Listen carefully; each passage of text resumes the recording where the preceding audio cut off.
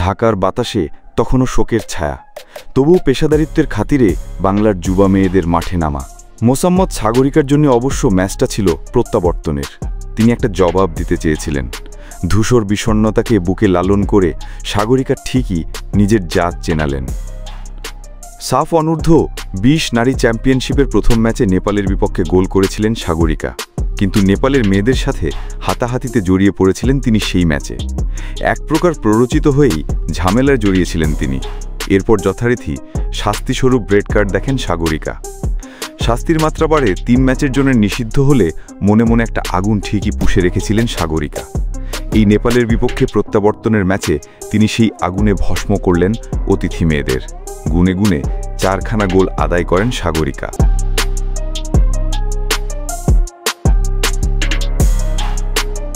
এবারের সাফ অনূর্ধ্ব 20 নারী চ্যাম্পিয়নশিপের এক অঘোষিত ফাইনালে মুখোমুখি হয় বাংলাদেশ ও নেপালের মেয়েরা। বাংলাদেশের প্রয়োজন ছিল স্রেফ ড্র, আর নেপাল জিততে পারলেই করবে শিরোপা উৎসব। তবে নেপালের মেয়েদের সেই স্বপ্নকে মাটিচাপা দিয়েছেন সাগরিকা একা হাতে। ম্যাচের 7ম মিনিটেই গোলের ঠিকানা খুঁজে নেন সাগরিকা। নেপালের মেয়েদের ঘুরে দাঁড়ানোর কোনো সুযোগই দিতে চাননি বাংলাদেশের নাম্বার 10।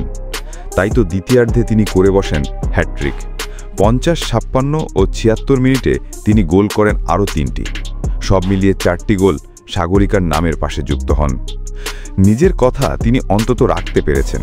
সেদিনের সেই লাল কার্ডের ক্ষতি তিনি গোল দিয়ে পুষিয়ে দিতে চেয়েছেন। কিংস এরেনায় তিনি সেটা ঠিকই করে দেখিয়েছেন। গেল আসরে যে শিরোপা ভাগাভাগি করতে হয়েছিল ভারতের সাথে, সেই শিরোপাকে একান্ত বাংলাদেশের করতে নিজেকে উৎসর্গ করেছেন সাগরিকা। তার দৃঢ়তা আর মনোবল যেন 7 সাগর সমান বিশাল। তার নামের যথার্থতায় তিনি প্রমাণ করেছেন। লাল সবুজের জার্সিতে এবারের সাফে 8খানা গোলে তিনি শেষ করলেন টুর্নামেন্ট। মাঝের ম্যাচগুলো খেললে নিশ্চয়ই তিনি বনে যেতে পারতেন টুর্নামেন্ট সেরা গোল স্কোরার। সেসব ছাপিয়ে দলকে শিরোপা জেতাতে পেরে নিশ্চয়ই দারুণ খুশি সাগরিকা। তার হৃদয় জুড়ে নিশ্চয়ই দোলা দিয়ে গেছেন উচ্ছ্বাসের ঢেউ।